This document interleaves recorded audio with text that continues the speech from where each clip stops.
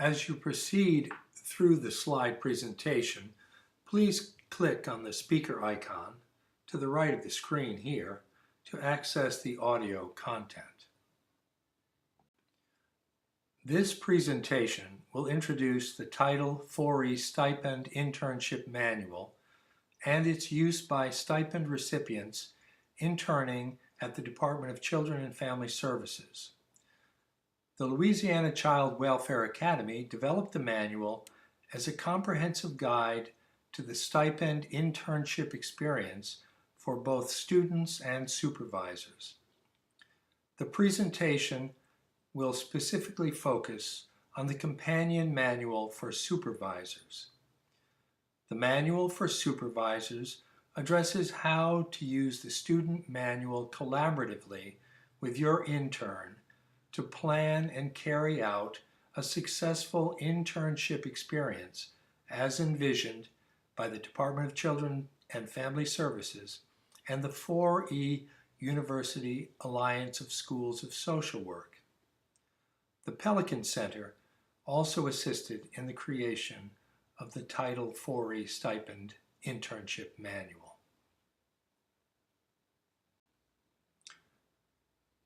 Here is a listing of the universities that comprise the University Alliance. The presentation will cover some of the procedures, parameters, and policies related to the IV-E stipend program. Much of the focus will be on the learning plan or contract that your student will develop in collaboration with you, and on the activities and experiences that will prepare the intern for work in the field of child welfare with the Department of Children and Family Services. The department has set goals for IV-E internships, both to provide the student intern with an understanding of the child welfare system and the mission of the department, as well as to allow the department to assess the intern's suitability as an employee. Keep the goals in mind as you and the intern develop a plan for the internship experience and as you approach and carry out the supervisory role.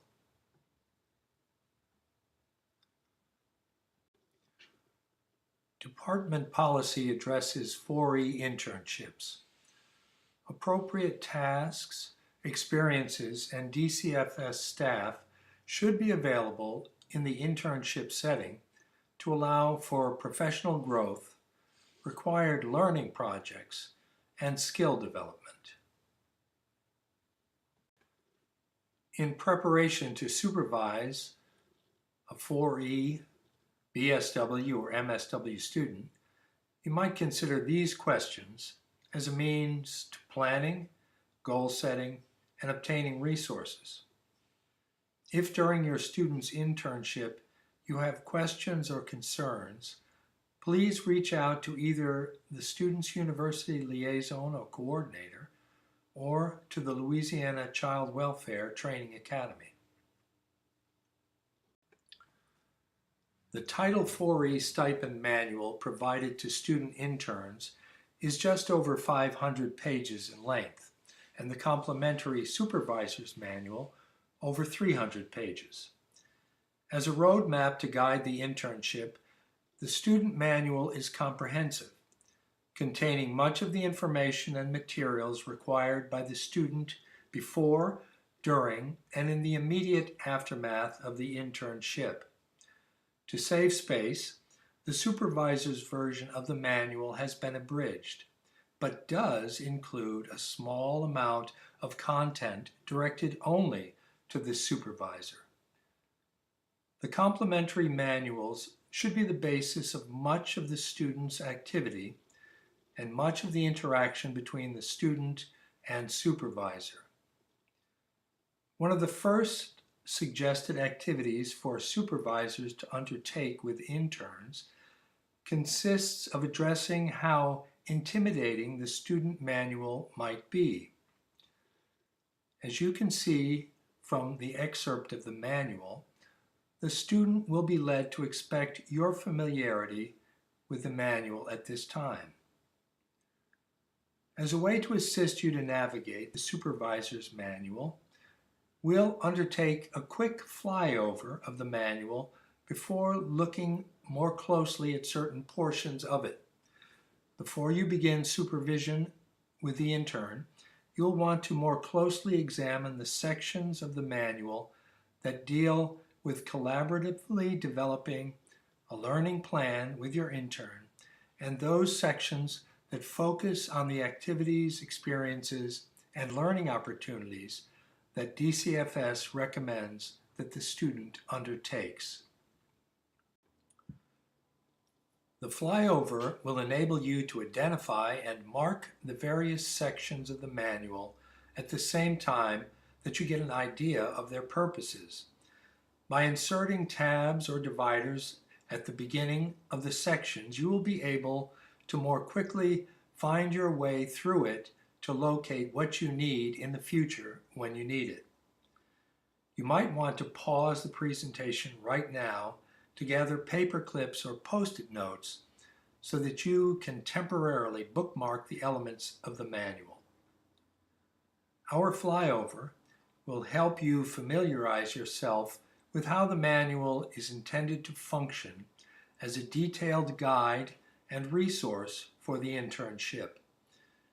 You should also note that the manual can be found online if you prefer to work with an electronic searchable format that allows you to cut and paste content. This is a view of the table of contents for the supervisor manual. Note that the material addressed only to the supervisor and not found in the student intern manual is indicated by bolded and italicized typeface. The sections entitled Supervisor Information section and Individual Student Intern section are not found in the student manual. Any other headings or content that is bolded and italicized is normally unique to the supervisor's edition of the manual. The table of contents seen here is found on page 2 of your manual. Please note that sections 3 and 4 refer to what might be called the core of the internship experience, practice opportunities, and structured activity exercises. We will look more in depth at them. The very brief supervisor information section begins on page 3 with the section heading. Take a moment to mark the section heading with a paper clip or post-it note or something similar. The manual is a work in progress and subject to updating with input from the partners involved in the 4E stipend program. This second edition is marked by significant changes, including the addition of more content and resources. Following the supervisor information section, you will be viewing content from the student manual. As already noted, at much less the size of the stipend manual for student interns, the supervisor's manual does not contain all that is found in the student manual. It is recommended that you become somewhat familiar with the entirety of the student manual as needed. The entire student manual can also be viewed online and downloaded if you do not have access to a hard copy. First day activities can demonstrate to your student intern how happy and committed you are to have them join the unit and office team. On the intern's first day, make them feel welcome and comfortable by introducing them to their coworkers and orienting them to the office environment. Here are a few ways to facilitate a welcoming and supportive first day. Note that students should be provided with a workspace, computer access, office supplies, and an Avell password. everything needed to carry out the tasks and learning opportunities found in the manual. A checklist of ways to help the intern come on board successfully may be found on page 297 of your manual. Page 8 of the manual documents some creative ways that interns might be made to feel welcome and appreciated. Mark the section headed Section 1, Orientation, on page 9 for later quick reference. The orientation section is addressed to the student and introduces the student to the department and the 4E stipend program. If the student attended an in-person orientation held at the beginning of the stipend year, the information contained in the orientation section should be familiar. A cursory glance at the table of contents for this orientation section reveals that you may be familiar with much of the content. Most of it is for the student intern's reference. Please note that although the stipend student manual does provide quite a bit of personnel information and program policy, it should be stressed to students that the most current and complete policy will be found on the DCFS website, and that it might be wise to check with you or the region's personnel officer for salary and other employment-related questions, rather than to rely on the information found in the manual. If you're not already familiar with the goals of the Title IV Child Welfare Stipend Program and the University Alliance that provides the 4E stipends to its BSW and MSW students, some brief information is in the orientation section. Along with that, you will find an explanation of the Council on Social Work Education's competencies that inform the curricula of the schools of social work that comprise the University Alliance. The competencies should also inform the learning plan or contract that you will develop in concert with your student intern. We'll refer to the competencies when we address the student intern's learning plan. You can find a full description of the Council on Social Work Education competencies beginning on page 57 of your manual. A very important task for you to initiate as the student internship begins will be to complete with the student the intern acknowledgement form referenced in this section on page 36 and also found on page 293 in your manual. The form memorializes the student intern's agreement to abide by the terms and conditions of the student internship. It should be completed at the beginning of the internship and forwarded to Deborah Cage by email. Her email address is found on page 36 of the manual. Take a look at the form now in the manual and mark its location. Please take a look at the middle of page 34 at the requirements for the student intern. Note that you must develop an individualized learning plan or contract in collaboration with each intern supervised. As you develop a learning plan or contract, keep in mind that it's the expectation that an intern will complete certain structured activity exercises. You will see that the manual recommends that the student complete numbers 1 through 29 of the structured activity exercises during the placement. So these exercises should be included in the learning plan. An additional 12 structured activity exercises are considered supplemental.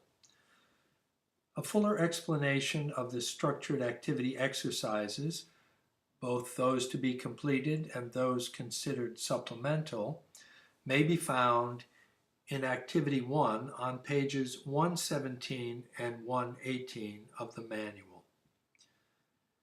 Please see the image of page 117 provided here.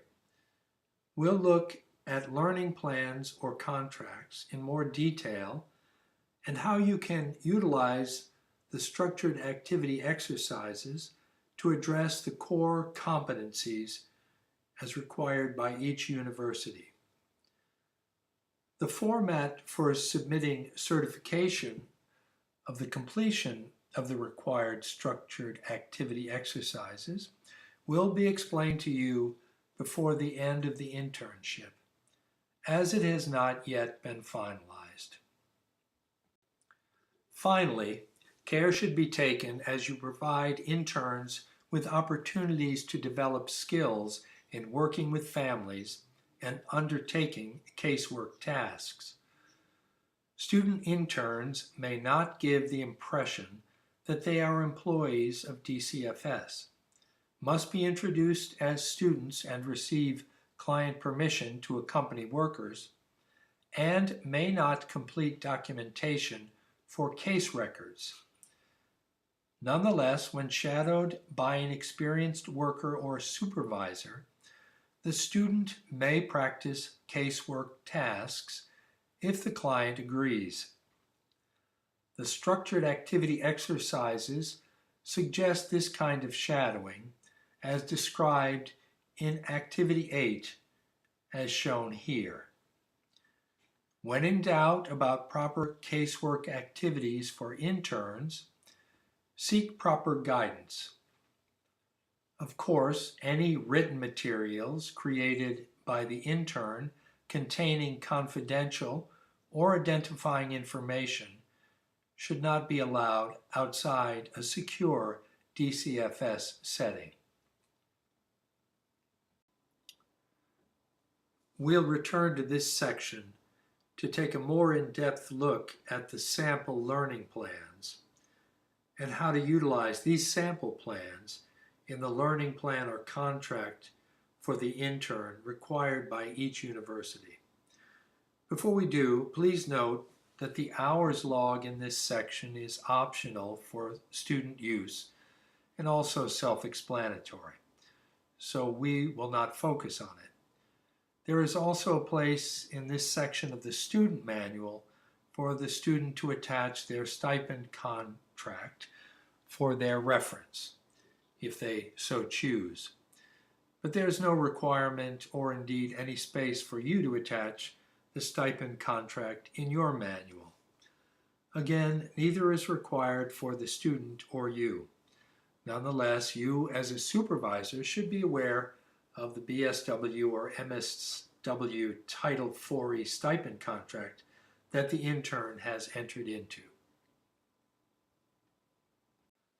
Now we'll turn to Section 3, Practice Opportunities. The table of contents for this section is on page 106. A quick look at the list of practice opportunities on page 109 reveals that they represent the kinds of experiences of child welfare casework that might be provided to any newly hired child welfare specialist. These learning opportunities have been identified through work groups of DCFS staff and stakeholders. They are strongly suggested, but not mandatory.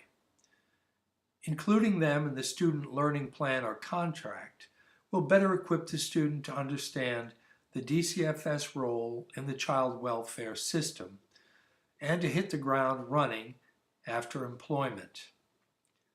The manual also anticipates that the student intern will become familiar with forms and policies and other documentation that might be related to these moments in the life of a case. If an intern retains any documentation related to an actual case for reference or as part of a required university portfolio of their written work, diligent care must be taken to remove all identifying confidential information. Such documentation could include practice home studies, assessments, or case plans done to gain experience or to provide a source for supervisor feedback. Reference is made in the manual to the provision in the future of a mock case for such practice. However, at this time, the resource is not available. Again, if you have any concerns or uncertainties about how to implement the practice opportunities or documentation, seek appropriate consultation.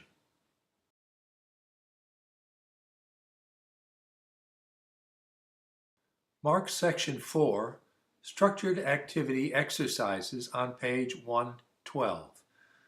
Many of the structured activity exercises for intern students are similar to those required to be completed by DCFS newly hired child welfare specialists during their new worker training.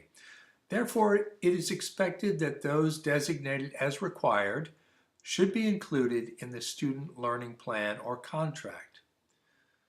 Additionally, the completion of the required structured activity exercises should be certified by the supervisors signing and dating on the structured activities completion checklist and at the end of each activity description in the manual. As already noted, the process of submitting certification of completion of the required and supplemental activities will be forthcoming. Some of the activities will be familiar to supervisors, others may not be, but all activities are well explained. Several of the structured activity exercises require use of materials contained in the student manual or found online, such as a web-based training in trauma-focused cognitive behavioral therapy. Some of the structured activity exercises should be completed on cases that the student has become very familiar with through shadowing the worker. The rationale for this suggestion is provided on page 115 of the Supervisor's Manual under the heading Additional Note to Supervisors.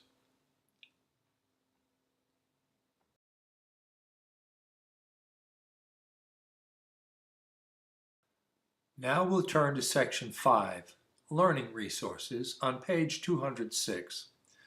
The page references for learning resources required for completion of the structured activity exercises are provided in the descriptions of the exercises.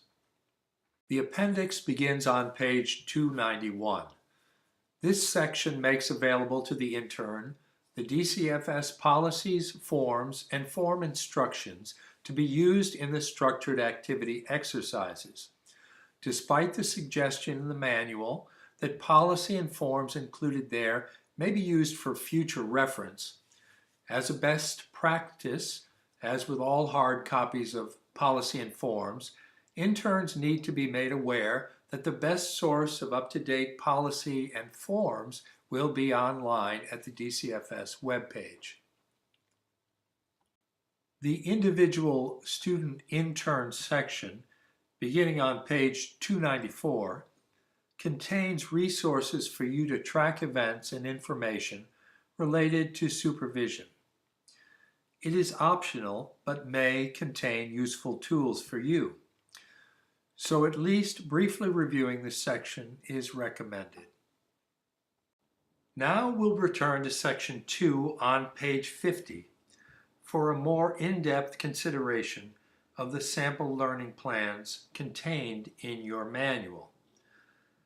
As the learning plan or contract maps out the student-intern experience, it's important to understand the learning plan's purpose and how to use the sample learning plans to develop a plan tailored to the unique requirements for the intern's university.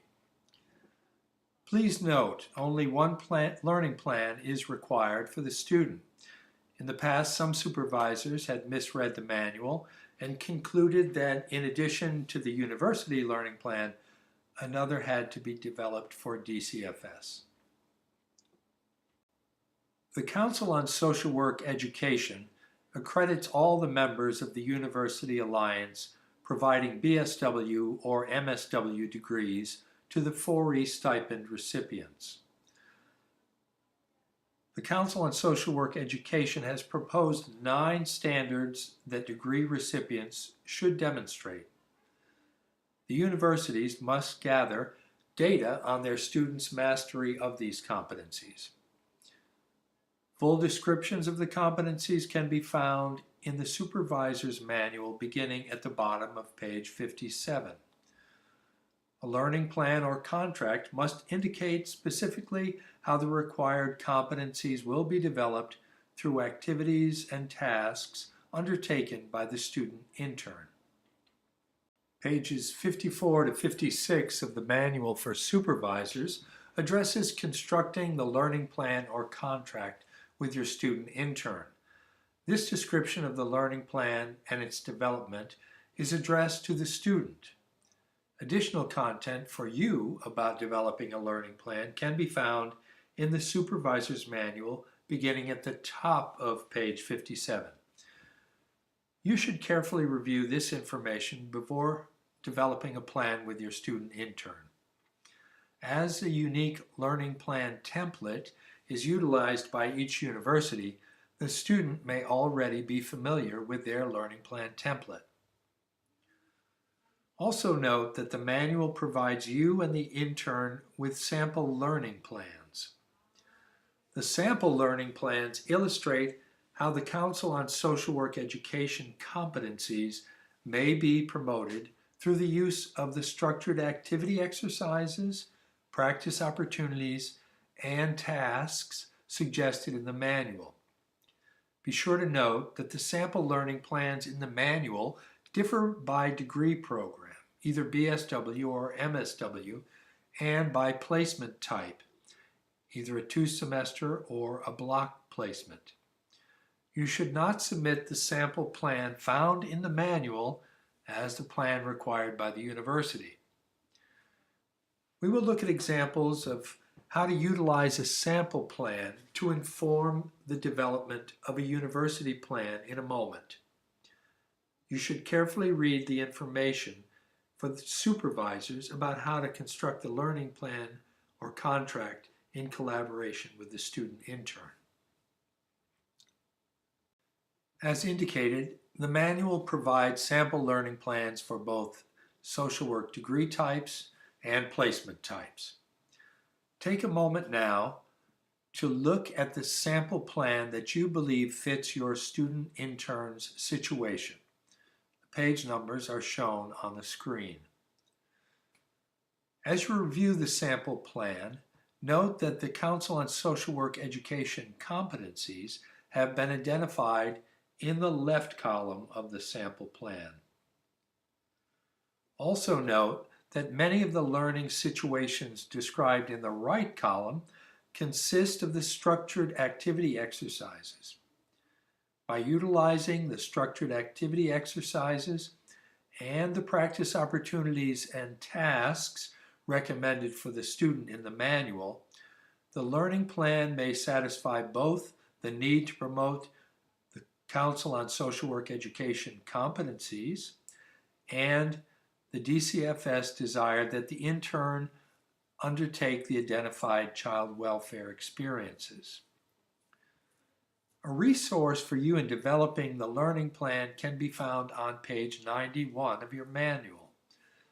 A master list of potential learning plan activities, practice opportunities, and tasks matched to the Council on Social Work Education competencies.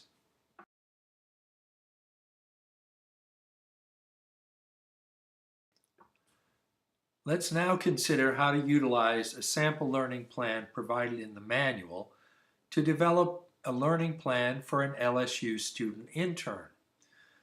A description of this process will be found in your manual on page 55. This slide shows the first page of the LSU Learning Plan. The LSU Learning Plan template uses language that mirrors the Council on Social Work Education competencies, to describe the field competencies to be demonstrated by the LSU student intern. Let's look now at competency 2 and consider the process of selecting an activity or task to promote this competence. The competence to be mastered by the LSU student intern mirrors the language of the Council on Social Work Education, Competency 2, Engaging Diversity and Difference in Practice. You can see the skills related to the competence to be developed in the box. Beginning with the bullet point, apply and communicate understanding of the importance of diversity and difference in shaping life experiences. Arrow 1 on this slide points out the description of the LSU field competency that correlates with the Council on Social Work Education's Competency 2. As a result, you and the student intern could choose to utilize Structured Activity 13 from a sample learning plan as an activity to meet this objective. See Arrow 2. Consequently, you would insert a description of Activity 13 in the column headed Activity/Task. Now let's look at a less straightforward instance of matching the Council on Social Work Education competencies and the activities from the sample plans in your manual with the learning contract required by Southern University at New Orleans School of Social Work. You can read a description of this process on page 56 of the manual. The language used in the SUNO learning contract differs from the Council on Social Work Education terminology. For example, SUNO refers to learning objectives in lieu of the Council on Social Work Education's use of competencies. Additionally, SUNO has 14 learning objectives instead of the 9 competencies enumerated by the Council on Social Work Education. Nonetheless, as we'll see, SUNO's learning objectives may be matched with the Council on Social Work Education competencies without too much difficulty. For example, SUNO's learning objective number 3, practice without discrimination and with respect, knowledge, and skills related to clients' diversity, is closely related to the Council on Social Work Education Competency 2, Engage in Diversity and Difference in Practice. Where LSU's learning plan closely tracks the Council on Social Work Education language referring to competencies to be developed by the student through tasks and activities to be undertaken by the student, SUNO refers to learning objectives to be accomplished through both suggested activities and activities to be developed by the student and the field supervisor, which are referred to as agency-specific activities. As you can see then, in consultation with the student intern, you could choose any structured activities, practice opportunities, and tasks from a sample learning plan or the master list in your stipend manual and designate them as an agency-specific activity on the SUNO learning contract and evaluation. In this case, we can again use Structured Activity 13 to develop a description of an agency-specific activity. You should also note that the suggested activities from the SUNO learning plan might be undertaken through or matched with the activities, practice opportunities, and tasks from the stipend manual. As you prepare for and undertake supervision of your student intern, It might be helpful to consider the various roles that supervisors perform with their interns and supervisees.